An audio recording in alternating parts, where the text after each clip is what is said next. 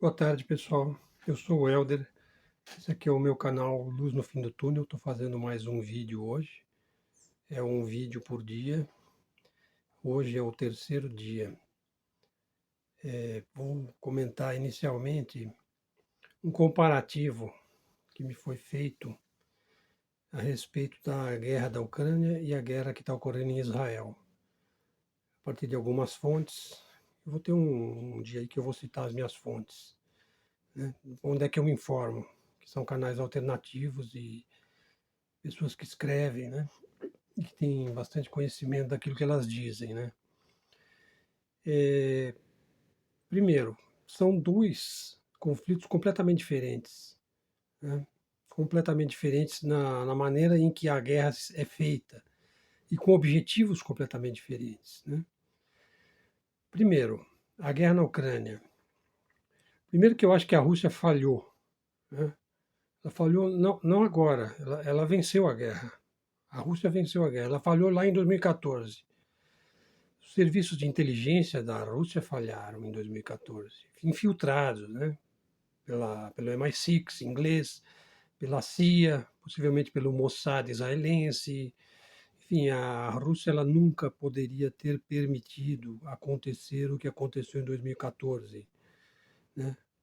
Um golpe dado ali dentro da sua porta, né, do seu quintal, né, do estado em que viu nascer a Rússia. A Rússia nasceu em Kiev, né, como falam os ucranianos, né? Ela nasceu ali, ela nunca poderia ter permitido que a Ucrânia se tornasse um enclave neoliberal, né, controlado pela OTAN, controlado pelos Estados Unidos, né, controlado pelos neocons americanos ali dentro, né? Isso foi uma falha.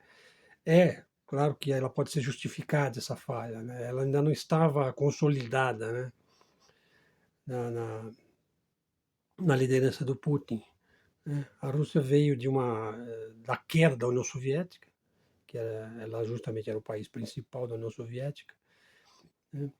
Então ela já vinha, foi muito duro, né, a década de 90 para o russo. E começou a sair da maior crise na primeira década do século XX. Vamos dizer, ela estava saindo da crise, né, encontrando, né, o seu foco original, né? Então, naquele momento não foi possível coibir, né? Mas voltando então à guerra da Ucrânia, e por que foi eu digo, a Rússia falhou? Porque os ucranianos são irmãos dos russos. Imagine a dor de você ter que guerrear contra o teu irmão, né? Se não é um irmão de primeiro grau, é um primo de primeiro grau, né? A desigualdade do combate entre as forças russas e as forças ucranianas é uma coisa avassaladora, né?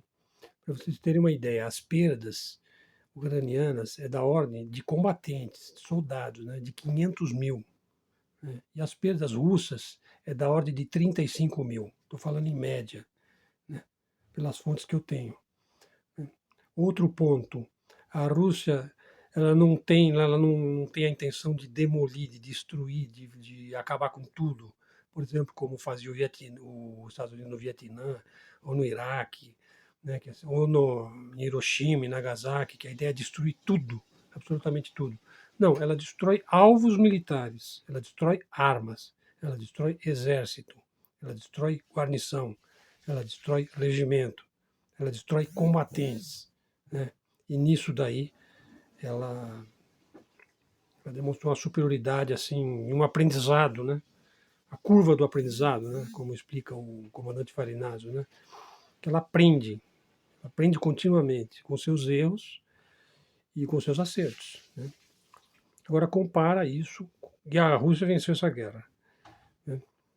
Claro, pode ter ainda uma continuidade, aí uma sobrevida, recuos, avanços e tudo mais, mas a própria opinião pública já não está mais muito interessada nisso, né? E agora, e Israel, fazendo um comparativo com Israel? Bom, Israel não tem futuro.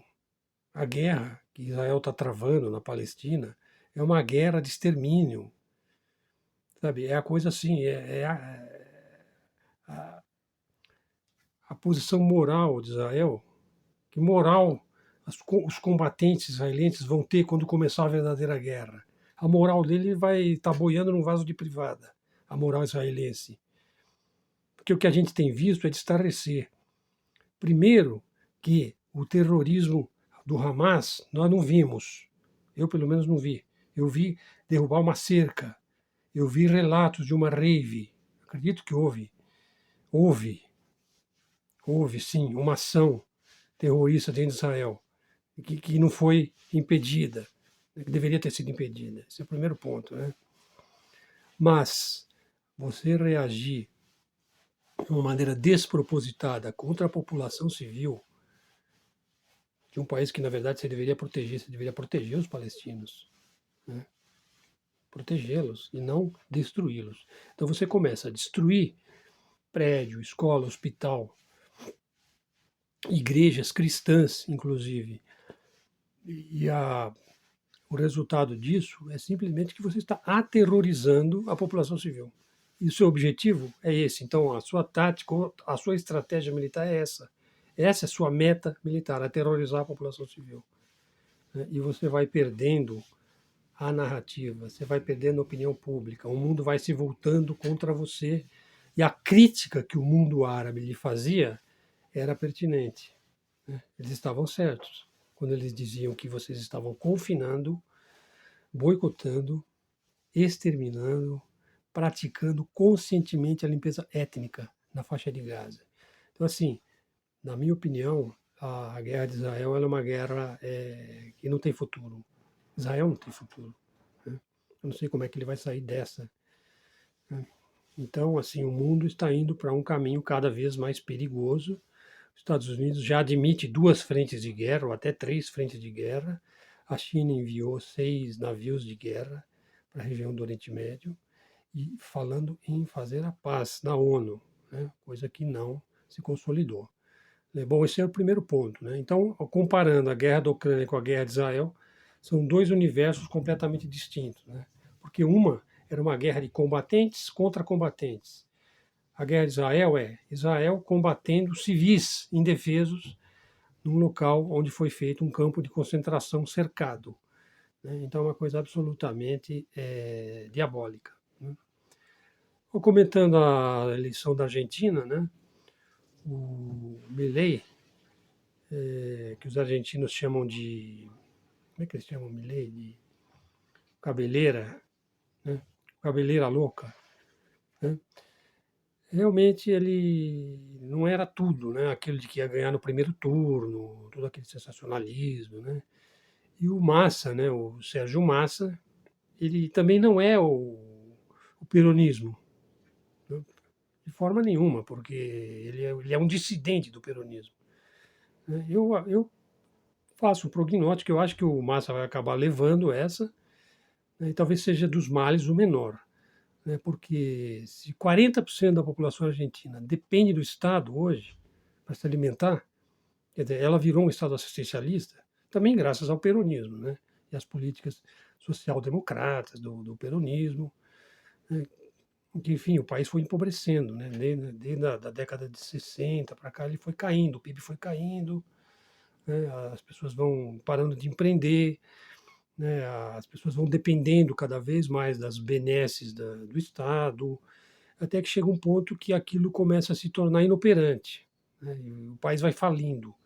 Né? Então, imagine se esses 40% aí acha que vai cair do céu, né? Que o Milei vai dolarizar a economia, todo mundo vai ter Bitcoin de repente. Né? Não, o país vai virar uma colônia do FMI. Né? A dolarização ela não funciona. A Argentina não tem essa quantidade de dólar para falar vou dolarizar a economia artificialmente, como o Milei fala. Então, eu particularmente eu acho que ele vai perder a eleição. Né? Posso estar errado, né? Mas vamos ver. Eu espero que o menos ruim aconteça para a Argentina. Né? Sobretudo se você comparar a inflação da Argentina. Veja, a inflação do Brasil, 5% ao ano. A inflação da Argentina é da ordem de 12% ao mês. Só por isso daí você já vê que o Brasil hoje ele pode ser considerado um dos países mais estáveis do mundo. Né? Bom, voltando agora para o Brasil, acabo de ler dessa tragédia aí que houve nessa escola, mais uma tragédia, né, de jovem, de estudante, atirando contra estudante, dizendo que sofria bullying. Enfim, é mais um sintoma da decadência e da corrupção que graça no mundo ocidental. O mundo ocidental. O capitalismo está ruindo, ele está caindo.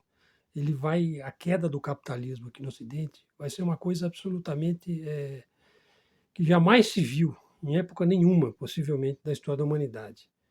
Então, talvez eu não esteja aqui para ver, né? Mas é uma coisa que já é previsível, né? E já é proposital essa decadência do Ocidente, porque os próprios ocidentais eles também não estão muito preocupados com isso. Sociedade hedonista, né? Voltada para o consumo, para o prazer, para os valores assim, enfim, de uma sociedade que se tornou contraproducente, né? Ela se tornou parasitária, financeirista, rentista, né? Enfim, a produção, como é que fica a produção? A produção está lá na Ásia, né? É isso aí, pessoal. Ficou um pouquinho longo o vídeo, vou tentar fazer mais curto. Valeu!